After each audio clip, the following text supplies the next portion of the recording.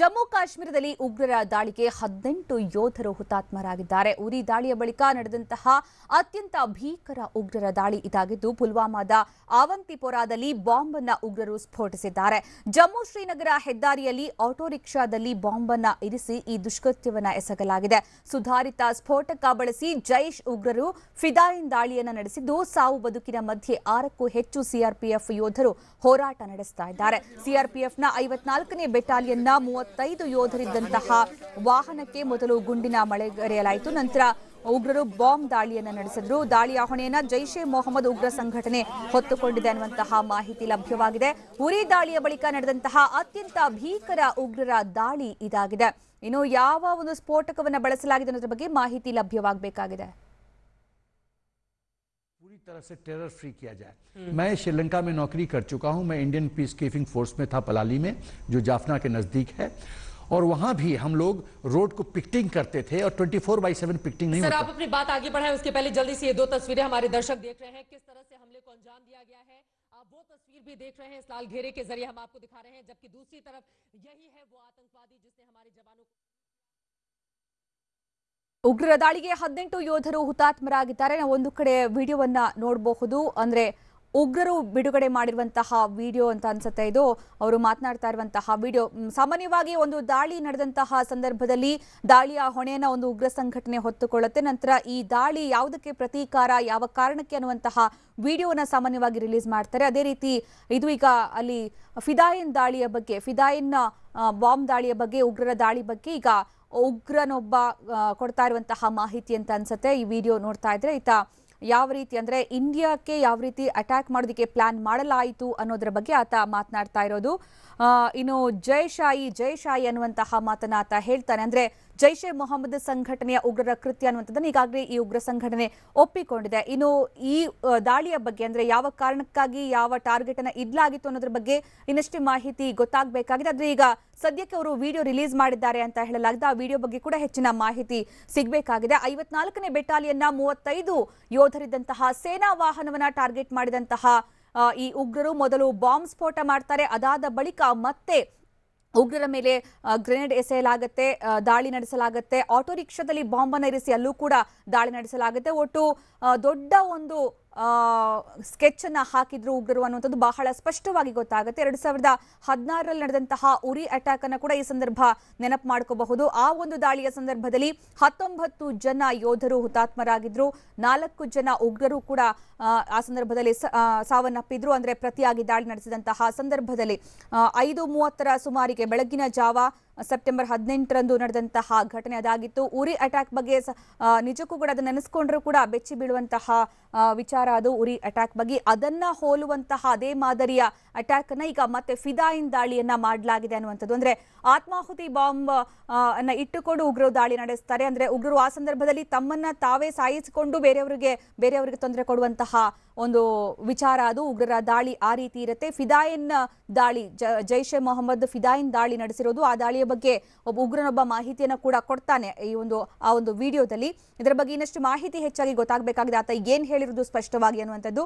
ಫಿದಾಯಿನ್ attack ನಡೆಸಿರುವಂಥದ್ದು Indian security ಫೋರ್ಸ್ನ ಸಿಆರ್ಪಿಎಫ್ನ ಯೋಧರ ಮೇಲೆ ಅವರನ್ನ ಟಾರ್ಗೆಟ್ ಮಾಡಿ ನಡೆಸಿರುವಂತಹ ದಾಳಿ ಇದಾಗಿದೆ. ಈ ದಾಳಿಗೆ ಈಗ 18 ಯೋಧರು ಹುತಾತ್ಮರಾದ್ರೆ 5ರಿಂದ 6 ಜನ ಯೋಧರು ಈಗ ಸಾವು ಬದುಕಿನ ಮಧ್ಯೆ ಹೋರಾಟ ನಡೆಸ್ತಾ ಇದ್ದಾರೆ. ಈಗಾಗಲೇ ಗಾಯಾಳುಗಳನ್ನ ಆಸ್ಪತ್ರೆಗೆ ದಾಖಲಿಸಿ ಚಿಕಿತ್ಸೆಯನ್ನು ಕೂಡ ಕೊಡಿಸಲಾಗ್ತಾ ಇದೆ. ಇನ್ನು 2016ರಲ್ಲಿ ನಡೆದಂತಹ ಘಟನೆ ಸೆಪ್ಟೆಂಬರ್ 18 ಬೆಳಗಿನ ಜಾವ 5:30ಕ್ಕೆ 2016ರಲ್ಲಿ ನಡೆದಂತಹ ಆ ಘಟನೆ ಏನಿದೆ, ಉರಿ ಅಟ್ಯಾಕ್ ಏನಿದೆ, ಅದು ನಿಜಕ್ಕೂ ಕೂಡ ಎಲ್ಲರನ್ನು ದಂಗುಬಡಿಸಿದಂತಹ ಅಟ್ಯಾಕ್ ಆಗಿತ್ತು. ಅದಕ್ಕೂ ಮೊದಲು ಪಠಾನ್ಕೋಟ್ ಏರ್ಫೋರ್ಸ್ ಮೇಲೂ ಕೂಡ ಉಗ್ರರು ದಾಳಿ ನಡೆಸಿದ್ರು. ಅದು ಕೂಡ ಜೈಷೆ ಮೊಹಮ್ಮದ್ ಸಂಘಟನೆಯ ಒಂದು ಅಟ್ಯಾಕ್ ಅನ್ನು ನಡೆಸಿತ್ತು. ಈಗ ಮತ್ತೆ ಜೈಷೆ ಮೊಹಮ್ಮದ್ಗೆ ಈ ಒಂದು ಅಟ್ಯಾಕ್ ಅನ್ನು ನಡೆಸಿರೋದು, ಈ ದಾಳಿಯನ್ನ ನಡೆಸಿರೋದು. ಈ ದಾಳಿ ನಿಜಕ್ಕೂ ಕೂಡ ಅತ್ಯಂತ ಭೀಕರ ದಾಳಿ. ಉಗ್ರರ ಈ ಒಂದು ದುಷ್ಕೃತ್ಯವನ್ನ ಯಾರು ಕೂಡ ಒಪ್ಪಿಕೊಳ್ಳೋದಕ್ಕೆ ಸಾಧ್ಯವೇ ಇಲ್ಲ.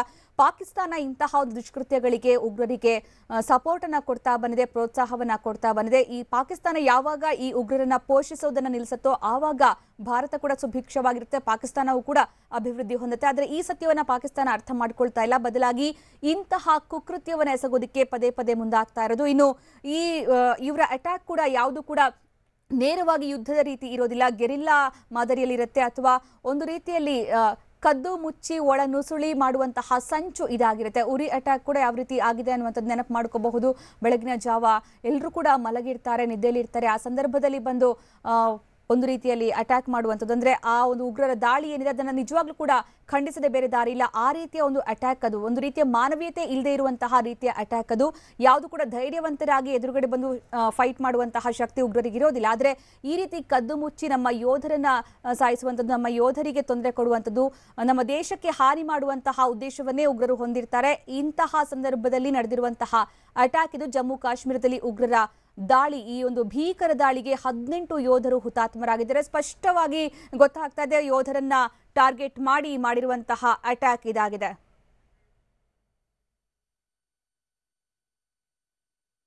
ಇವಾಗ ನಮ್ಮ ಜೊತೆಗೆ ಮಾತಾಡೋದಕ್ಕೆ ಮೇಜರ್ ಜನರಲ್ ನಂಜಪ್ಪ ಅವರೀಗ ಸಂಪರ್ಕದಲ್ಲಿದ್ದಾರೆ. ಮೇಜರ್ ಜನರಲ್ ನಂಜಪ್ಪ ಅವರೇ, ನಿಜಕ್ಕೂ ಕೂಡ ತುಂಬಾ ಬೇಸರ ಆಗತ್ತೆ ಈ ಒಂದು ವಿಚಾರವನ್ನ ಕೇಳ್ತಾ ಇದ್ರೆ. ಅಷ್ಟೇ ರಕ್ತ ಕುದಿಯತ್ತೆ ಕೂಡ. ಮತ್ತೆ ಒಂದು ಅಟ್ಯಾಕ್ ಉರಿ ಮಾದರಿಯಲ್ಲೇ ಅಟ್ಯಾಕ್ ಆಗಿದೆ ಅಂತ, ಇದ್ರ ಬಗ್ಗೆ? ಇದು ಬಹಳ ಬೇಸರದ ವಿಷಯ. ಎಷ್ಟು 18-19 ಜನರು ಅವರು ದೇಶ ಸೇವೆ ಮಾಡ್ತಿರುವಾಗ ಅವರು ಉಗ್ರಗಾಮಿಗಳ ಸ್ಫೋಟದಲ್ಲಿ ಸತ್ತು ಹೋಗಿದಾರಂತೆ. ಅಂದ್ರೆ ಅದು ಇನ್ನೂ ಹೆಚ್ಚು ಜನರು ಗಾಯಗೊಂಡಿದಾರಂತೆ. ಇದು ಬಹಳ ಬೇಸರ ವಿಷಯ. ನಮ್ಮ ಸೆಕ್ಯೂರಿಟಿ ಸರ್ವಿಸಸ್, ಮಿಲಿಟರಿ ಅವರು, CRPF ಅವರು, BSF ಅವರು ಪಾಪ ಕಷ್ಟಪಟ್ಟು ದೇಶ ಮಾಡ್ತಾರೆ.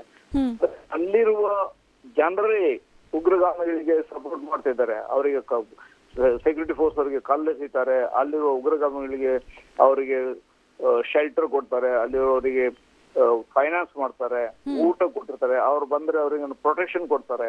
ಅವ್ರ ಜೊತೆಲಿ ನಾವು ಪೊಲಿಟಿಕಲ್ ಲೆವೆಲ್ ಅಲ್ಲಿ ಸೀರಿಯಸ್ ಆಗಿ ಡೀಲ್ ಮಾಡೋದು ಬಹಳ ಇಂಪಾರ್ಟೆಂಟ್. ಇಲ್ದೋದ್ರೆ ನಾವು ಸೆಕ್ಯೂರಿಟಿ ಫೋರ್ಸಸ್ ಸತ್ತೋಗಿದ್ದಾರೆ ಟಿವಿಯಲ್ಲಿ ಅನೌನ್ಸ್ ಮಾಡ್ತೀವಿ, ಅವ್ರು ಹೋಗಿ ಅವರಿಗೆ ಮಾಲ ಹಾಕ್ಲಿಕ್ಕೆ ಪಾಲಿಟಿಷಿಯನ್ಸ್ ಹೋಗ್ತಾರೆ. ಹಾಗೆ ಮಾಡಿ ಏನು ಪ್ರಯೋಜನ ಇಲ್ಲ. ಈ ಕಾಶ್ಮೀರದ ತೊಂದರೆ ಈದವರೆಗೆ ನಮ್ದು ಈ ತರ ಕ್ಯಾಶುಯಾಲಿಟಿ ಆಗ್ತಾ ಇರ್ಬೋದು. ಪಾಲಿಟಿಷಿಯನ್ಸ್ ಒಂದೇ ಎಲ್ಲರೂ ಜೊತೆ ಸೇರಿ ಈ ಕಾಶ್ಮೀರದವರಿಗೆ ಉಗ್ರಗಾಮಿಗಳ ಮೇಲೆ, ಅವರ ಸಪೋರ್ಟ್ ಮೇಲೆ ಬಹಳ ಸ್ಟ್ರಾಂಗ್ ಆಗಿ ಆಕ್ಷನ್ ತಗೊಳ್ಳೋದು ಬಹಳ ಅವಶ್ಯ ಇದೆ. ಆದ್ರೆ ಈ ಹಿಂದೆ ಉರಿ ಅಟ್ಯಾಕ್ ಆಗಿತ್ತಲ್ಲ, ಅದಾದ್ಮೇಲೆ ಸರ್ಜಿಕಲ್ ಸ್ಟ್ರೈಕ್ ಆಯ್ತು ಭಾರತದ ಕಡೆಯಿಂದ. ಅದೇ ರೀತಿ ಮತ್ತೊಮ್ಮೆ ಸರ್ಜಿಕಲ್ ಸ್ಟ್ರೈಕ್ ಆಗ್ಬೇಕು ಅನ್ನುವಂತಹ ಒತ್ತಾಯವೇ ಈಗ ಕೇಳಿ ಬರ್ತಾ ಇರೋದು. ಅಲ್ಲ, ನಾವು ಸುಮ್ನೆ ಹೇಳ್ತಾ ಇರ್ತೀವಿ ಸರ್ಜಿಕಲ್ ಸ್ಟ್ರೈಕ್ ಮಾಡ್ತೇವೆ ಅಂತ. ಆದ್ರೆ ಇದು ಆಗಿರೋದು ಇಂಟರ್ನಲ್ಲಿ, ಒಳಗೆ ಆಗಿದೆ, ಬಾರ್ಡರ್ ಅಲ್ಲಿ ಆಗಿಲ್ಲ. ಯಾಕೆಂದ್ರೆ ಬಾರ್ಡರ್ ಇಂದ ಬಂದು ಅವ್ರನ್ನು ಬಾರ್ಡರ್ ಅಲ್ಲಿ ಆರ್ಮಿಗಳು ಇನ್ಫಿಲ್ಟ್ರೇಷನ್ ಆಗಿ ಬರೋರಿಗೆ ಅವ್ರನ್ನು ಕೊಲ್ತಾ ಇದ್ದಾರೆ. ಆದ್ರೆ ಇದು ಒಳಗೆ ಬಂದವರು ಲೋಕಲ್ ಸಪೋರ್ಟ್ ತಕೊಂಡು ಅವರು ಈ ತರ ಕೆಲಸ ಮಾಡ್ತಾರೆ. ಆ ಲೋಕಲ್ ಸಪೋರ್ಟ್ ಯಾರು ಕೊಡ್ತಾ ಇದ್ದಾರೆ, ಅವ್ರನ್ನು ಗುಂಡು ಹೊಡಿಲಿಕ್ಕೆ ಹೋದಾಗ ಅವ್ರ ಮೇಲೆ ಕಲ್ಲೆಸಲಿಕ್ಕೆ ಬರ್ತಾರೆ. ಅವ್ರಿಗೆ ಒಳಗೆ ಬಂದು ಇದ್ದವರಿಗೆ ಶೆಲ್ಟರ್ ಕೊಡ್ತಾರೆ, ಅವರಿಗೆ ಫುಡ್ ಕೊಡ್ತಾರೆ, ಅವರಿಗೆ ಫೈನಾನ್ಸ್ ಕೊಡ್ತಾರೆ. ಅಂತವ್ರು ನಾವು ದೇಶ ದ್ರೋಹಿಗಳು ಅಂತ ಮಾಡಿ ಅವರ ಮೇಲೆ ನಾವು ಟೆರರಿಸ್ಟ್ಗಳನ್ನು ಹೇಗೆ ಡೀಲ್ ಮಾಡ್ತೀವಿ ಅದೇ ಪ್ರಕಾರ ಅಂತವ್ರ ಜೊತೆ ಡೀಲ್ ಮಾಡೋದು ಅವಶ್ಯ. ಅಂದ್ರೆ ಈಗ ಕಾಶ್ಮೀರದಲ್ಲಿ ಪರಿಸ್ಥಿತಿ ಅದೇ ರೀತಿ ಇದೆ ಅಲ್ವಾ? ಅಂದ್ರೆ ಅಲ್ಲಿರುವಂತಹ ಸ್ಥಳೀಯರೇ ಜಾಸ್ತಿ ಇಂತಹವ್ರನ್ನೇ ಸಪೋರ್ಟ್ ಮಾಡ್ತಾರೆ, ಜೊತೆಗೆ ಭಾರತವನ್ನೇ ಬೇರೆ ಅನ್ನುವ ರೀತಿ ನೋಡ್ತಾರಲ್ವಾ? ಇದಕ್ಕೇನು ಪರಿಹಾರ ಇದೆ ಅಂತ? ಅದು ನಾವು ನಮ್ಮ ವೀಕ್ನೆಸ್ ಅವರಿಗೆ ಗೊತ್ತಾಗ್ತಾ ಇದೆ. ಯಾಕೆ ನಮ್ಮ security forces, army, CRPF, BSF ಅವ್ರ ಜೊತೆಲಿ ನಾವು ಮಿಲಿಟರಿ ಟೆರರಿಸ್ಟ್ ಜೊತೆಲಿ ಆಕ್ಷನ್ ತಗೊಳ್ತಾ ಇದ್ದೇವೆ. ಆದ್ರೆ ಪಾಲಿಟಿಷಿಯನ್ಸ್ ಅವ್ರ ಜೊತೆಲಿ ಮಾತಾಡ್ತಾ ಇದ್ದಾರೆ. ಅದಕ್ಕೆ ಅವ್ರಿಗೆ ಅವ್ರ ವೀಕ್ನೆಸ್ ಗೊತ್ತಿದೆ. ಇಲ್ಲಿ ಒಂದ್ಸಲ ಮಿಲಿಟೆಂಟ್ ಉಗ್ರಗಾಮಿಗಳ ಸಪೋರ್ಟ್, ಪೊಲಿಟಿಕಲ್ ಸಪೋರ್ಟ್ ಸಿಗ್ತದೆ.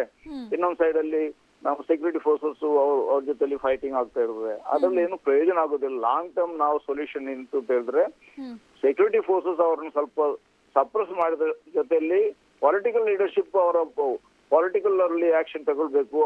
ಅವ್ರಿಗೆ ಯಾರು ಸಪೋರ್ಟ್ ಮಾಡ್ತಿದ್ದಾರೆ ಅವ್ರ ಮೇಲೆ ಆಕ್ಷನ್ ತಗೊಳ್ಬೇಕು. ಹಾಗಾದ್ರೆ ಮಾತ್ರ ಅಲ್ಲಿದು ಕಾಶ್ಮೀರದ ಪ್ರಾಬ್ಲಮ್ ಸಾಲ್ವ್ ಆಗ್ತದೆ. ಈಗ ಜೈಷೆ ಮೊಹಮ್ಮದ್ ಲಾಸ್ಟ್ ಟೈಮ್ ಉರಿ ಅಟ್ಯಾಕ್ ಕೂಡ ಜೈಷೆ ಮೊಹಮ್ಮದ್ ಮಾಡಿರೋದಂತ ಒಪ್ಕೊಂಡಿದೆ. ಆಮೇಲೆ ಪಠಾಣ್ಕೋಟ್ ಏರ್ ಫೋರ್ಸ್ ಮೇಲೆ ಮಾಡಿರೋದು ಕೂಡ ಇದು ಜೈಷೆ ಮೊಹಮ್ಮದ್. ಇದು ಕೂಡ ಜೈಷೆ ಮೊಹಮ್ಮದ್ ಅಂತ ಹೇಳಲಾಗ್ತದೆ. ಜೈಷೆ ಮೊಹಮ್ಮದ್ ಸಂಘಟನೆನ ಹತ್ತಿಕ್ಕೋದೆ ಈಗ ಮೊದಲ ಗುರಿ ಆಗ್ಬೇಕಾ ಅಂತ?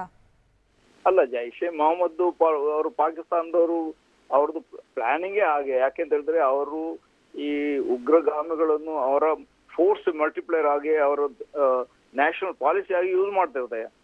ಅವರಿಗೆ ISI ಅವ್ರದ್ದು, ಪಾಕಿಸ್ತಾನ ಮಿಲಿಟರಿ ಅವರು ಸಪೋರ್ಟ್ ಇದೆ. ಯಾಕೆಂತ ಹೇಳಿದ್ರೆ ನಮ್ಮ ಮಿಲಿಟರಿ ಅವ್ರದ್ದು ನಮ್ಮ ಸೆಕ್ಯೂರಿಟಿ ಫೋರ್ಸಸ್ ಅಲ್ಲಿ ಪಾಕಿಸ್ತಾನದಲ್ಲಿ ಟೈ ಅಪ್, ಇವರು ಉಗ್ರಗಾಮಿಗಳ ಜೊತೆಲೇ ಇದ್ದರೆ ಅವರು ಪಾಕಿಸ್ತಾನದ ಆರ್ಮಿ ಅವರು ಆರಾಮಲ್ಲಿ ಇರ್ಬೋದು ಅಂತ ಹೇಳ್ತಾರೆ.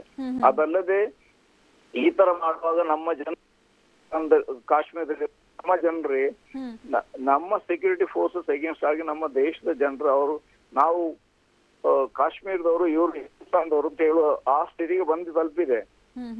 ಕಾಶ್ಮೀರು ಹಿಂದೂಸ್ತಾನದವ್ರೆ, ಕಾಶ್ಮೀರು ಇಂಡಿಯನ್ಸ್, ಬಟ್ ಆದ್ರೆ ಅವ್ರನ್ನು ಪಾಕಿಸ್ತಾನದ ಸಪೋರ್ಟ್ ತಗೊಂಡು ಅವ್ರ ನಮ್ಮ ವೀಕ್ನೆಸ್ ಗೊತ್ತಾಗಿ ಅಲ್ಲಿ ಲೋಕಲ್ ಜನರು ಸುತ್ತ ಅವ್ರ ಇಂಡಿಯನ್ಸ್ ನಾವು ಕಾಶ್ಮೀರಿ ಅಂತ ಮಾತಾಡ್ತಾ ಇದ್ದಾರೆ. ಅದನ್ನು ನಾವು ಟೋಟಲ್ ಪೊಲಿಟಿಕಲ್ ಸೊಲ್ಯೂಷನ್ ಇದೆ ಅದಕ್ಕೆ, ಅದು ಪೊಲಿಟಿಕಲ್ ಸೊಲ್ಯೂಷನ್ ತಗೊಳ್ಬೇಕು. ಅವರಿಗೆ ಸಪೋರ್ಟ್ ಮಾಡುವ ಜನರನ್ನು, ಅವರ ಲೀಡರ್ಸ್, ಅವರ ಮತ್ತೆ ಅವರಿಗೆ ಶೆಲ್ಟರ್ ಕೊಡ್ತಾರೆ, ಅವರಿಗೆ ಕಲ್ಲೆಸ್ದು ಅವ್ರನ್ನ ಶೂಟ್ ಮಾಡಿ ಹೋಗುವಾಗ ಅವ್ರನ್ನ ಸೆಕ್ಯೂರಿಟಿ ಫೋರ್ಸ್ ಎದುರಿಗೆ ಬ್ಲಾಕ್ ಮಾಡ್ತಾರೆ. ಅವ್ರನ್ನೆಲ್ಲೂ ಉಗ್ರಗಾಮಿಗಳಿಂದ ಯೋಚನೆ ಮಾಡಿ ಅವ್ರ ಜೊತೆ ಡೀಲ್ ಮಾಡ್ಬೇಕು. ಒಳ್ಳೆ ಮಾತು ಹೇಳಿದ್ರೆ, ಈ ಫಿದಾಯ್ನ್ ಅಟ್ಯಾಕ್ ಮಾಡಿದೆ ಜೈಷ್ ಎ ಮೊಹಮ್ಮದ್ ಅಂತ, ಪ್ರತಿ ಬಾರಿ ಕೂಡ ಫಿದಾಯ್ನ್ ಅಟ್ಯಾಕ್ ಮಾಡುತ್ತೆ ಅಂತ. ಈ ಫಿದಾಯ್ನ್ ಅಟ್ಯಾಕ್ ಅಂದ್ರೆ ಯಾವ ರೀತಿ ಇರುತ್ತೆ ಅದು? ಫಿದಾಯ್ನ್ ಅಟ್ಯಾಕ್ ಅಂತ ಹೇಳಿದ್ರೆ ಇದು ಹೇಳುದ್ರೆ ಯಾರು ನಾವು ಸುಸೈಡ್ ಮಾಡಿ ಸಾಯಲಿಕ್ಕೆ ರೆಡಿ ಆಗಿರ್ತಾರೆ ಅವ್ರ ಮೇಲೆ ಏನು ಆಕ್ಷನ್ ತಗೊಳ್ಳಿಕ್ಕೆ ಆಗೋದಿಲ್ಲ ಅಂತ, ಅವ್ರನ್ನ ಸೋಲಿಸಲಿಕ್ಕೆ ಆಗೋದೇ ಇಲ್ಲ ಅಂತ. ಅದೇ ತರ ಫಿಡಾ ಅಂತ ಹೇಳಿದ್ರೆ ಅವರು ಅವರ ಕಾಜಿಗಾಗಿ, ಅವರ ಇದಕ್ಕಾಗಿ ಅವ್ರನ್ನ ಅಷ್ಟು ಮೋಟಿವೇಟ್ ಮಾಡಿ ಕಳಿಸ್ತಾರೆ, ಅವರು ಸಾಯಲಿಕ್ಕೆ ರೆಡಿ ಆಗಿರ್ತಾರೆ. ಫಿಡಾ ಅಂತಂದ್ರೆ ಅವರು ಸಾಯಲಿಕ್ಕೆ ರೆಡಿ ಆಗಿರ್ತಾರೆ, ಅವರು ಇನ್ನು ಎಷ್ಟು ಜನರನ್ನು ಕೊಲ್ತಾರೆ, ಅವ್ರು ಸುಸೈಡ್ ಮಾಡ್ಲಿಕ್ಕೆ ರೆಡಿ ಆಗಿರ್ತಾರೆ. ಅವರು ಒಂದು ಅವ್ರ ಜೊತೆಲಿ ವೇಸ್ಟ್ ಅಲ್ಲಿ ಅವ್ರ ಬಾಡಿಯಲ್ಲಿ ಬಾಂಬ್ ಕಟ್ಕೊಂಡು ಬರ್ತಾರೆ, ಬ್ಲಾಸ್ಟ್ ಮಾಡ್ತಾರೆ. ಇಲ್ಲ ಅವ್ರು ಕಾರಲ್ಲಿ ಕೂತ್ಕೊಂಡು ಬಂದು ಕಾರಲ್ಲಿ ಬರ್ತಾರೆ. ಈ ಟೈಮಲ್ಲಿ ಕಾರಲ್ಲಿ ಕೂತ್ಕೊಂಡು ಬಂದು ಕಾರ್ ಬ್ಲಾಸ್ಟ್ ಮಾಡಿದ್ದಾರೆ. ಆತರ ಅವರನ್ನು ಹೇಗೆ ಡೀಲ್ ಮಾಡೋದು ಅಂತ ಹೇಳಿದ್ರೆ, ಅವರು ಯಾವ ಆಲ್ ಓವರ್ ದ ವರ್ಲ್ಡ್ ಅವರು ಸುಸೈಡ್ ಮಾಡ್ಲಿಕ್ಕೆ ರೆಡಿ ಆಗಿ ಸಾಯ್ಲಿಕ್ಕೆ ರೆಡಿ ಆಗಿರೋದ್ರಲ್ಲಿ ಯಾರು ವೆಪನ್ ಇಲ್ಲ ಅವ್ರನ್ನ ಕೊಡ್ಲಿಕ್ಕೆ, ಯಾಕಂದ್ರೆ ಅವರೇ ಸಾಯ್ಲಿಕ್ಕೆ ರೆಡಿ ಆಗಿರ್ತಾರೆ.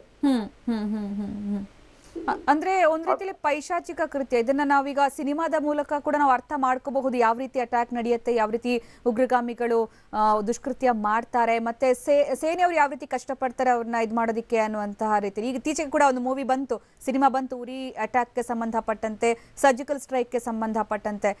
ಆ ಸಿನಿಮಾ ನೋಡಿದ್ಮೇಲೆ ಈ ಒಂದು ದಾಳಿಯ ವಿಚಾರ ಇನ್ನಷ್ಟು ಮನಕಲಕುವಂತಾಗತ್ತೆ ಅಂತ. ನಾವು ಅದರಲ್ಲಿ 2-3 ಆಕ್ಷನ್ ಇದೆ. ಒಂದು, ಪಾಕಿಸ್ತಾನದವ್ರ ಜೊತೆಲಿ ಇಂಟರ್ನ್ಯಾಷನಲಿ ಅವರು ಟೆರರಿಸ್ಟ್ ಸಪೋರ್ಟರ್ ಅಂತ ಮಾಡ್ತಾ ಇದ್ದಾರೆ, ಮಾಡಬೇಕು, ಇನ್ನೂ ಹೆಚ್ಚು ಮಾಡಬೇಕು. ಅದರ ಜೊತೆಗೆ ಈ ಟೆರರಿಸ್ಟ್ ಗಳು ಒಂದು ಬಂದವರು ಇದ್ದಾರೆ, ಒಳಗೆ ಟೆರರಿಸ್ಟ್ ಆಗಿ ಲೋಕಲ್ಸ್ ಟೆರರಿಸ್ಟ್ ಆಗಿದ್ದಾರೆ, ಅವ್ರ ಜೊತೆಲಿ military action, army, CRPF, BSF ಅವರನ್ನು terrorist is A good terrorist, bad terrorist ಇಲ್ಲ, ಎಲ್ಲರೂ ಟೆರರಿಸ್ಟ್. ಅವ್ರನ್ನು ಟೆರರಿಸ್ಟ್ ಆದ್ರೆ ಅವ್ರನ್ನ ಕೊಲ್ಲಬೇಕು, ಇಲ್ಲದ್ರೆ ಯಾವಾಗಾದ್ರೂ ಬರ್ತಾರೆ ಅವರು. ಅವ್ರ ಜೊತೆಲಿ ಮಿಲಿಟರಿ ಆಕ್ಷನ್ ಬೇಕು. ಅದ್ರ ಜೊತೆಗೆ ಅವರಿಗೆ ಸಪೋರ್ಟ್ ಕೊಡ್ತಾರೆ, ಈ ಕಾಲೇಜಿಗೆ ಬರ್ತಾರೆ. ಸರ್, ನಿಮ್ಮ ಜೊತೆ ಮಾತಾಡ್ತೀನಿ, ಒಂದ್ ನಿಮಿಷ, ಬ್ರೇಕಿಂಗ್ ಬರ್ತಾ ಇದೆ. ಜಮ್ಮು ಕಾಶ್ಮೀರದ ಪುಲ್ವಾಮಾದಲ್ಲಿ ಉಗ್ರರ ದಾಳಿಗೆ ಸಂಬಂಧಪಟ್ಟಂತೆ ಹುತಾತ್ಮರಾದ ಯೋಧರ ಸಂಖ್ಯೆ 20ಕ್ಕೆ ಏರಿಕೆಯಾಗಿದೆ ಅನ್ನುವಂತಹ ಮಾಹಿತಿ ಈಗ ಲಭ್ಯವಾಗ್ತಾ ಇದೆ. 18 ಜನ ಯೋಧರು ಹುತಾತ್ಮರಾಗಿದ್ದಾರೆ ಅನ್ನುವಂತಹ ಮಾಹಿತಿ ಇತ್ತು. ಈಗ ಇನ್ನೂ ಕೂಡ 2 ಹುತಾತ್ಮರಾಗಿದ್ದಾರೆ, 20ಕ್ಕೆ ಏರಿದೆ ಅನ್ನುವಂತಹ ಮಾಹಿತಿ ಲಭ್ಯವಾಗಿದೆ. ಅಂದ್ರೆ ನಿಜಕ್ಕೂ ಕೂಡ ಅತ್ಯಂತ ಭೀಕರ ಅಟ್ಯಾಕ್ ಇದು. ಉರಿ ದಾಳಿಯಲ್ಲಿ ಹುತಾತ್ಮರಾದ ಯೋಧರ ಸಂಖ್ಯೆ 19 ಇತ್ತು, ಈಗ 20ಕ್ಕೆ ಏರಿಕೆಯಾಗಿದೆ. ಇವತ್ತು ನಡೆದಂತಹ ದಾಳಿಯಲ್ಲಿ ಹುತಾತ್ಮರಾದವರ ಸಂಖ್ಯೆ, ಜಮ್ಮು ಕಾಶ್ಮೀರದ ಪುಲ್ವಾಮಾದಲ್ಲಿ ಉಗ್ರರ ಅಟ್ಟಹಾಸಕ್ಕೆ 20 ಮಂದಿ ಯೋಧರು ಬಲಿಯಾಗಿದ್ದಾರೆ. ಹುತಾತ್ಮರಾದ ಯೋಧರ ಸಂಖ್ಯೆ ಈಗ 20ಕ್ಕೆ ಏರಿಕೆಯಾಗಿದೆ. 5-6 ಜನ ಯೋಧರು ಸಾವು ಬದುಕಿನ ಮಧ್ಯೆ ಹೋರಾಟ ನಡೆಸ್ತಾ ಇದ್ದಾರೆ, ಆಸ್ಪತ್ರೆಗೆ ದಾಖಲಾಗಿದ್ದಾರೆ, ಅವರಿಗೆ ಚಿಕಿತ್ಸೆ ಕೊಡಿಸಲಾಗ್ತಾ ಇದೆ ಅಂತ ಹೇಳಲಾಗ್ತಾ ಇತ್ತು. ಈಗ ಸಾವಿನ ಸಂಖ್ಯೆ ಏರಿಕೆಯಾಗಿರೋದು ನಿಜಕ್ಕೂ ಕೂಡ ದುಃಖದ ಸಂಗತಿ. 20ಕ್ಕೆ ಏರಿಕೆಯಾಗಿದೆ.